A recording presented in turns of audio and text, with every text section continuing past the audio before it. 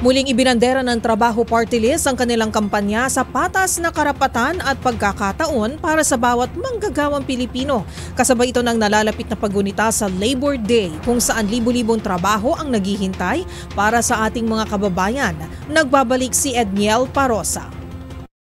Ilang araw bago ang Labor Day, muling iginiit na 106 Trabaho Party List ang kanilang advokasiyang layong palakasin ang karapatan at kapakanan ng mga manggagawang Pilipino para mabigyan ng patas na oportunidad.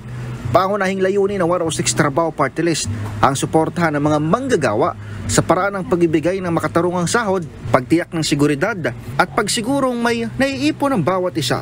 Kaugnay nito, suportado ng 106 Trabaho Party List ang naging anunsyo ng Department of Labor and Employment na may 37,000 job vacancies sa 63 job fairs na isasagawa sa iba't ibang panig ng bansa sa araw ng paggawa.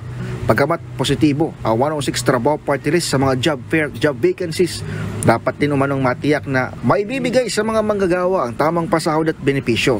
Kabilang din sa mga layunin ng 106 Trabaho Party List ay ang pagandahin ng kalidad ng trabaho sa bansa, reformahin ang provincial rate, bumuo na sentralisadong database para sa mga naghahanap ng trabaho at iba pang reforma sa sektor ng paggawa.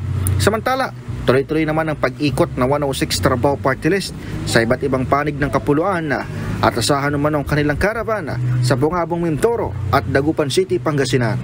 Para sa MBC TV Network News, ito si Edniel Parosa ng DZRH.